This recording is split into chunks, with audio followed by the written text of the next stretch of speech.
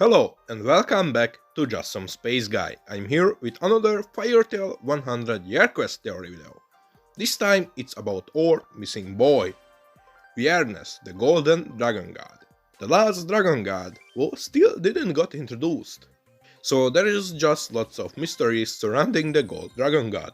And I think the reason for this might be the fact that Mashima is probably planning to make him the last boss of 100 Year Quest, or to use him to introduce something new, so the manga could continue running even longer than we might thought.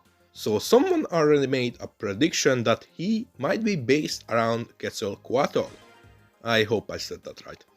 And based around the Aztec culture and mythology. And that even his name is Friday on Spanish. But then I got a spark, and that's a similar mythology from Spain. What could fit Viernes incredibly well? Probably even better, since if his name is Viernes, what is Spanish, then I guess Spanish dragon would make sense. Also, link for Iron Nancy's video is in the description. So the mythology what I found was about the Culebre or Culebre. So the Culebre is a giant serpent with wings, or a dragon from the Spanish mythology. Seems like snakes with wings are popular in mythology. This monster lives in a cave and guards treasure, typical dragon thing in mythology. But in Firetail, there was no such dragon showing this type of behavior.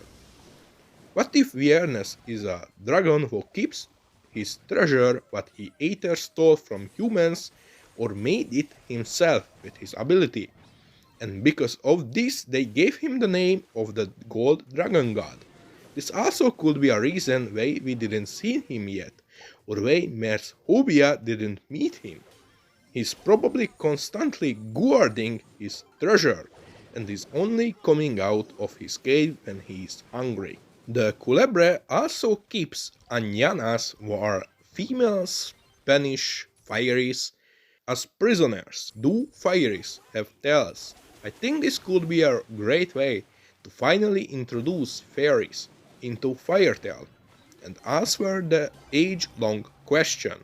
I mean, the whole series is named around it, but no Fairies yet. This could set up a perfect ending. Who knows, Viernes might have been the reason why there are no fairies around. He probably collected them for his own amusement, or who knows, he might have fiery fetish. Or fairies perhaps have some kind of magic power he needs.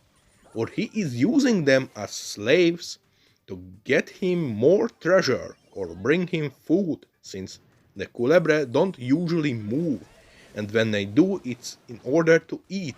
This would mean that the fight against Viernes might get much more personal for Firetail.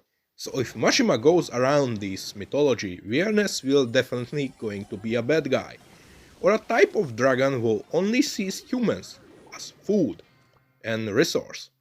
I also could imagine if he would be a dragon who is mostly an instinct animal. Like most dragons we saw are incredibly intelligent, and him being just a dumb but highly dangerous animal-minded dragon could be highly refreshing. Or perhaps the exact opposite. He might be the smartest dragon ever, and he actually started some kind of business in his human form to acquire more wealth, perhaps selling fairy dust or straight up fairies, or perhaps his own spit. I know, it sounds weird, but hear me out. The Culebre's spit is said to turn into a magic stone, which heals many diseases. What if this is one of his abilities, and he is selling it to gain profit and money? I mean, money is technically profit. You know, forget the money.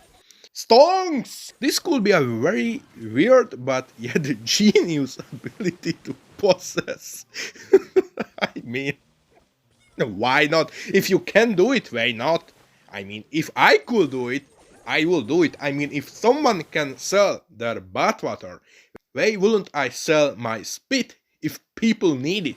Like, I mean, if you give me lots of money, I will, I guess. I think Team Natsu might going to find him based on this.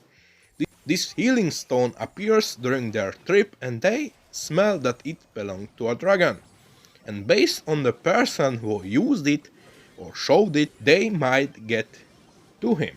Or perhaps Mashima changed the healing attribute to something different, like Dragon Lacrima.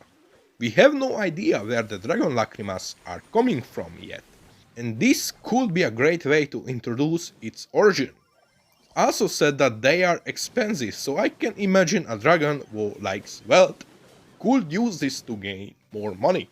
In Midsummer, which is a magical night in the Spanish folklore, it is possible for a brave man to defeat the Culebre and get away with its treasure and añanas, which they can then marry. Free the girl and marry her, what a heroic thing to do. Never ask a person from the Middle Ages about romantic advice. The serpent's magic doesn't take effect at night, and one can kill the Culebre, giving him as a meal a red hot stone. What a coincidence that one of the members of the Firetail team on the 100-year quest can use fire. Natsu will probably be the one who will face him. Like he didn't just face most of them anyway. Let's move on. Or a bread full of pins. Okay, what the hell? What animal did they mistake for a dragon? And fed them this poor little thing. But if the serpent survives on the night, the creature's power increases and it will unleash all its fury against people in revenge. This could also be one of Viernes' abilities. Each time he survives something, he gets stronger and stronger, like Goku or the entire Saiyajin race. Except he isn't a monkey, but a dragon. It's also worth mentioning that although the Culebre is generally considered immortal, they grow old as time goes. This fits the fire-tail dragons very well.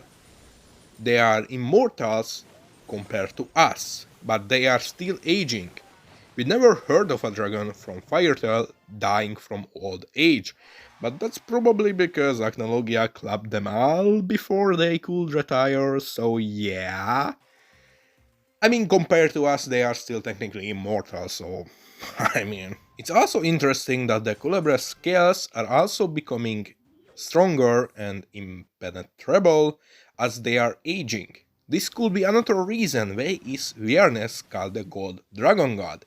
His scales are probably so hard and colored like gold, or perhaps are made from gold, or gold-like substance. And the humans who survived meeting with Viernes named him this way. It's also interesting to mention that as they are getting older, once their scales have fully hardened, they must fly to the Mar Guyada, a paradise located beyond the sea. Mashima might use this or could use this that Viernes flee from Acnologia to the continent of Gilitana, but it's pretty much over the sea. I mean, it's another different continent, if we look at it that way.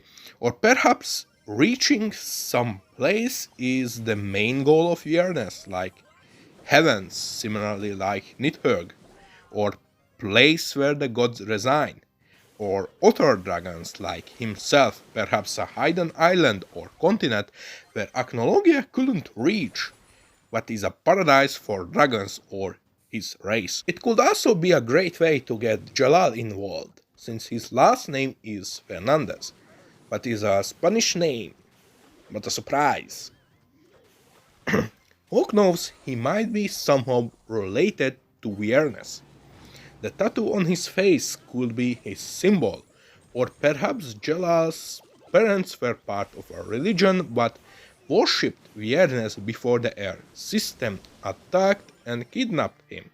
Or Jellal might be much closely related to Viernes than just being part of his cult.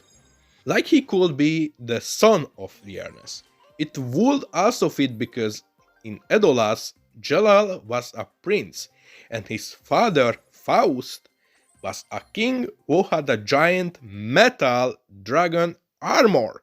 If Grandine had a human counterpart in Edolas, Faust could easily be counterpart of Viernes. This would be a weird twist, that's for sure, but could make Erza and Jellal a power couple, and could make both Jellal and Edolas much more relevant, making Firetale lore deeper. I mean, just imagine, like just imagine him being a son of a dragon.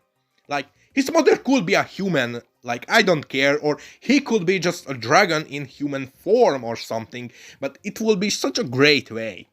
And if Faust is the human version of Viernes, it will just make so much sense that Jellal would be his son. This would also explain the tattoo on his face, because the first time when we see the water god dragon, his tattoo is incredibly similar to that of Jellal, and we have no explanation of how did Jellal got his tattoo. He just have it. Kids with tattoo aren't normal thing, so it would be cool to like make him like son of a dragon or something. I mean, I hope something similar will happen. But whatever is the case, that's it for today. I don't really want to stretch the theory longer because my lungs and my voice will literally die from this much English speaking. Like, English is just so weird language to speak for me. What do you think? Is it possible that he is based around the Spanish myth, or Mashima might just go with Quetzalcoatl? Whatever is the case, please let me know in the comment section below. Also, if you enjoy these types of videos, please like and subscribe. It's free and you always can unsubscribe later. See ya!